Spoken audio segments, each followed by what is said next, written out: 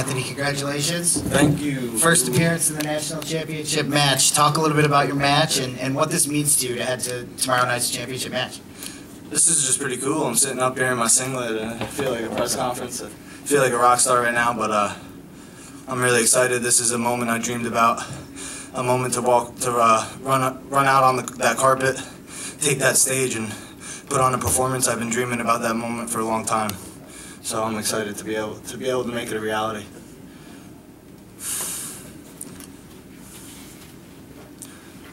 You mentioned Anthony, but how sweet is it after a couple of near misses to finally be here in this moment?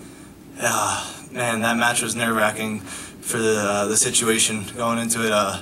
I wasn't nervous at all just because I wrestled him a bunch of times in practice and in competitions, but just like one wrong move, he's the kind of wrestler that wins a lot of matches by 1 point, gets a takedown at the end, and I think that just caused us to be a little tentative on our feet, but I knew I was going to have to do something like that to win that match. I knew he was going to come out with a good game plan after the dual meet we had this year. He's a very tough competitor and he's a very good kid. Props to him for a great match, but I was just prepared. I worked my whole life since I was 4 years old starting to wrestle for an opportunity to be on the stage in the national tournament, and now it's here. Mike Willis, USA Wrestling. Anthony. What's up, Mike? What's up, Anthony? So obviously you and Nick Soriano are going to be talked about a lot together in the same sentence. What are the biggest differences between the two of you? His name's Nick, my name's Anthony.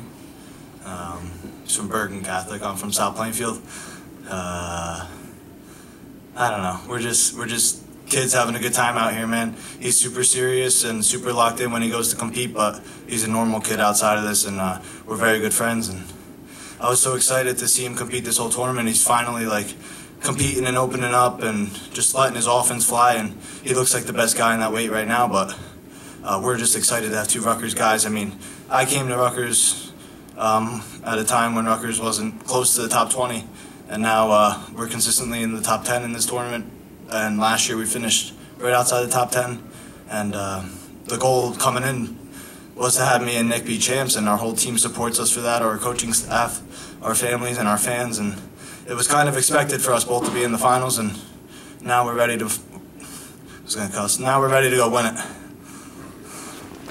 Anthony, Mike Bid for Win. Can I do a follow-up with that? Sometimes people think that you two are almost like an odd couple, you and Soriano. Is there any truth to that? And also, just talk about being the face of the Rutgers program, like when you earned your fourth All-American, they had made a point of announcing. Has there felt any pressure to having that? In previous years, there's been a lot of pressure I put on myself mostly, but honestly, this year it's been all about me and what I want out of the sport and what I want out of my life. So the pressure really, I took it away from doing it for Rutgers and doing it for the state. Of course, I want to be doing that, and I want to put Rutgers on the map, and that's why I came to school to put Rutgers and get guys like Nick Soriano and get top recruits out of high school. But at the end of the day, this is something I want to be doing. I want to be the national champ for myself, and glory to God. But this is a goal that I've had written down and I've looked at for a long time.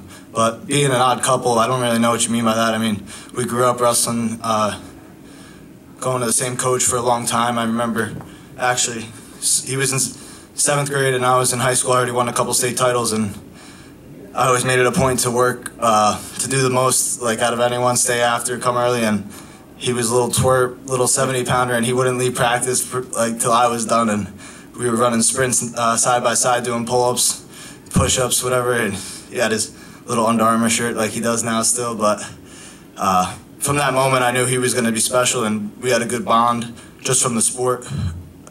I don't know if you would say that's an odd couple. I think we're just two competitors that want to win and are willing to do whatever it takes.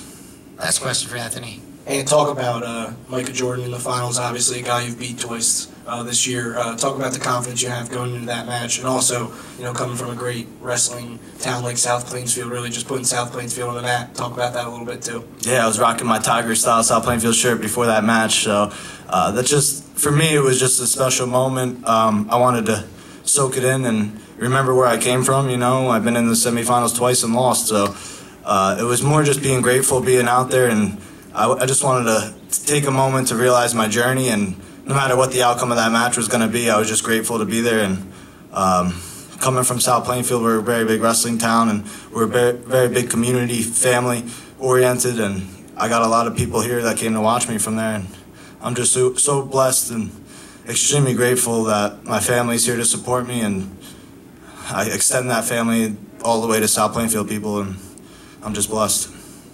Congratulations, Anthony. Thank you.